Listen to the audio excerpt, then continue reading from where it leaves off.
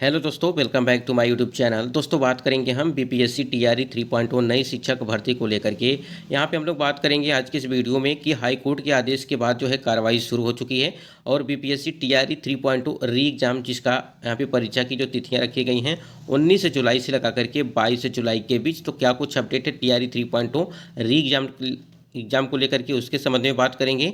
साथ ही साथ आपका एडमिट कार्ड फॉर्म में संशोधन, बीपीएससी अदर स्टेट को मौका नहीं, क्या कुछ अपडेट है इसके बारे में बात करेंगे। और किन जिलों में आपकी जो है परीक्षा वो कराई जाएंगे, यानी कि एग्जामिनेशन सेंटर को लेकर के यहाँ पे बात करने वाले हैं। और जिनका एक से अधिक वर्गों में मतलब कि फॉर्म अप्लाई आपने किया है तो आपका पेपर क्या उसी जिले में होगा, उसी विद्यालय में होगा, या अलग अलग शिफ्ट में पेपर कराया जाएगा, तो क्या परीक्षा के केंद्र वो बदले जाएंगे।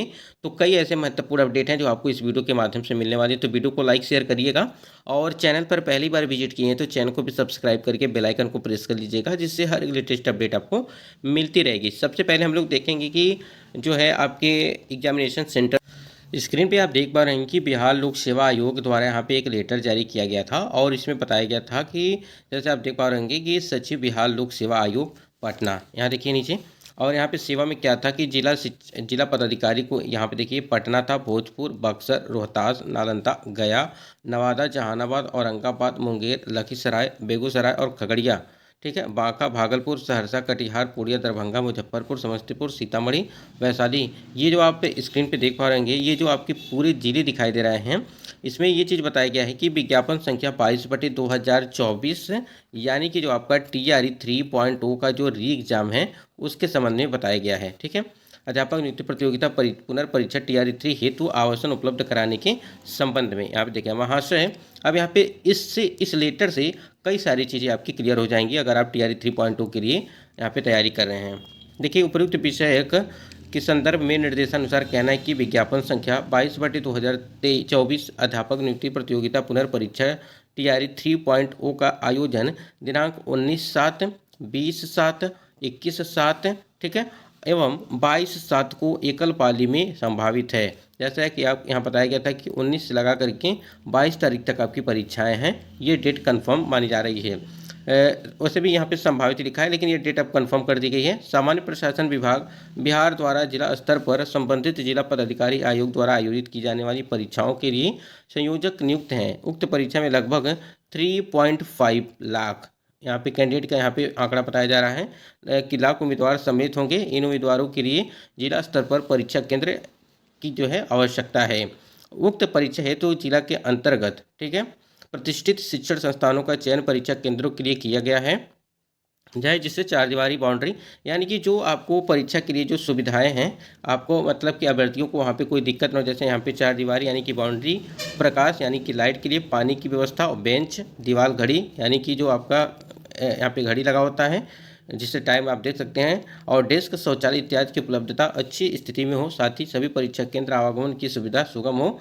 आयोग के मापदंड के अनुरूप सरकारी एवं निजी प्रतिष्ठित शिक्षण संस्थानों का चयन कर निजी महाविद्यालयों को छोड़ करके चेकलिस्ट के आलोक में संपुष्ट करते हुए आवासन उपलब्ध कराने की कृपा जो है सुविधापूर्वक बैठने हेतु लगभग 2 वर्ग मीटर की यहाँ पे चीज़ें परीक्षार्थियों का स्थान निर्धारित किया जाए। यानी कि सभी सुविधाओं से लैस होना चाहिए विद्यालय जहाँ पर भी यहाँ पे केंद्र बनाया जा रहा है, यानी कि परीक्षा के जो केंद्र बनाए जा रहे हैं वहाँ पे। ठीक है, तो आप ही के लिए है। और आप लोगों ने देखा होगा, एक चीज़ आप लोग ध्यान दीजिएगा, जब आप परीक्षा हाल में बैठते हैं तो कभी कभी ऐसा होता है कि लाइट कट जाती है, ठीक है, यानी कि बिजली कट जाती है, और उसके बाद से क्या होता है कि कई तरह की गड़बड़ियाँ देखने को मिलती हैं। तो ये सारी चीज़ें आपको थोड़ा ध्यान देना है इस बार की परीक्षा में, क्योंकि बहुत सारी परीक्षा में इस प्रकार से देखने को मिलते हैं कि लाइट कट जाती है, कहीं कुछ और हो जाता है, पेपर जो है बाद में बढ़ता है, यानी कि वही हमारी सीट बाद में ली जाती है, कुछ अभ्यर्थियों का ले लिया जाता है, कुछ अभ्यर्थी बैठे रहते हैं। तो इस प्रकार से चीज़ें रहती हैं, तो आप ज़रूर इन्फॉर्म करिएगा। और आपको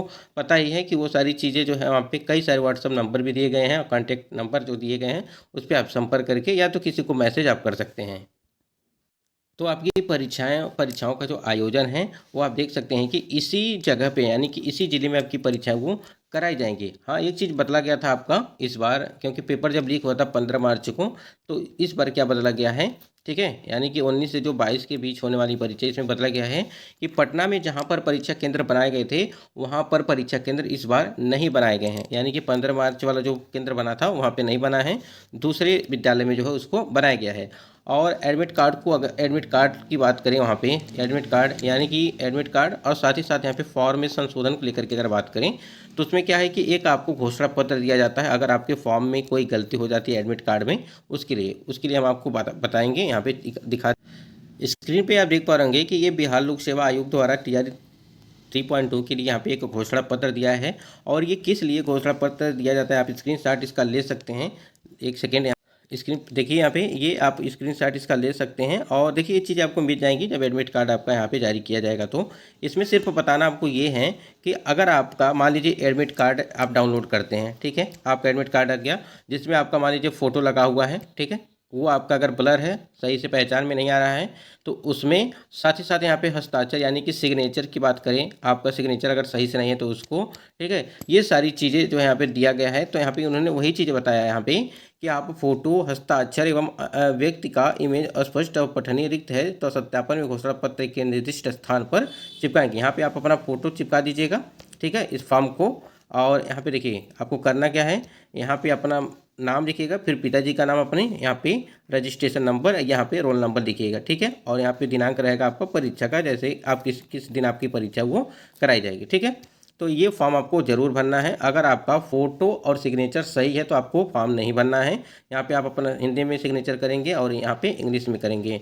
अगर आपको कुछ समझ में नहीं आ रहा है तो आप कमेंट सेक्शन में ज़रूर कमेंट करिएगा। इसके लिए ये आपकी सुविधा के लिए फॉर्म ये दिया गया है, ठीक है, तो आप इसको ज़रूर भरिएगा।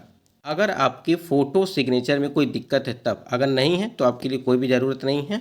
सबसे मेन इंपॉर्टेंट चीज़ इसमें ये दिया गया है कि राजपत्रित पदाधिकारी से अभी प्रमाणित फ़ोटो यहाँ पे चिपकाना है, ठीक है, इस बात को भी आपको ध्यान। देखिए यहाँ पे बताया भी गया है कि परीक्षा केंद्र पर प्रवेश पत्र में सुधार को दे घोषणा पत्र, जैसे हमें अभी पीछे आपको दिखाया घोषणा पत्र, वो आपको फिलअप करके लेके जाना है।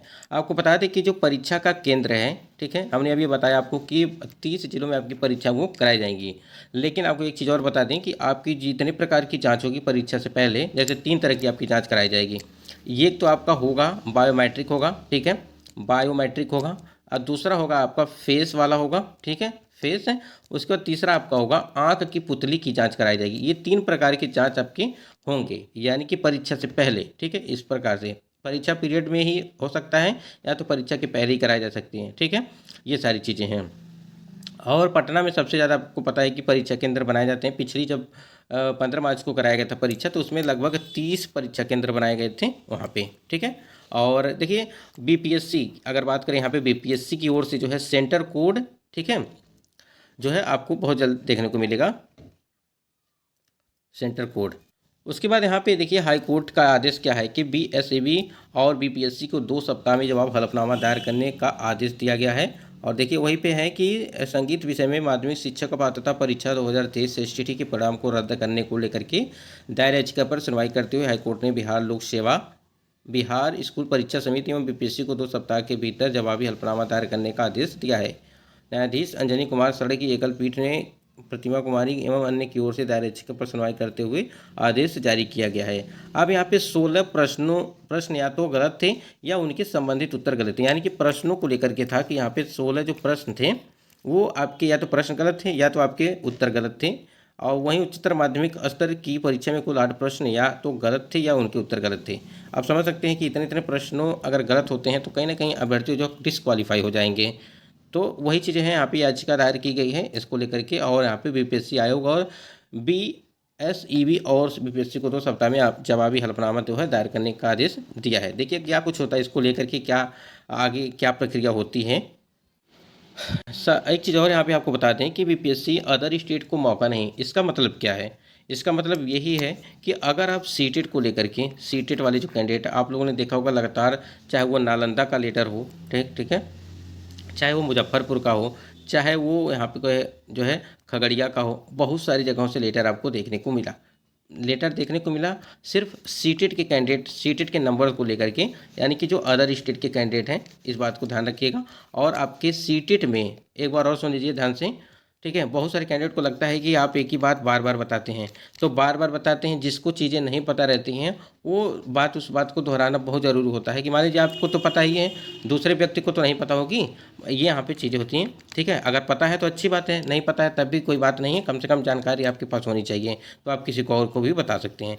सीटेट में अदर स्टेट वाले कैंडिडेट, चाहे वो मेल हो चाहे फीमेल हो चाहे किसी भी कैटेगरी के हो, 90 नंबर आपके होने चाहिए, इस बात को आप ध्यान रखेंगे। ठीक है।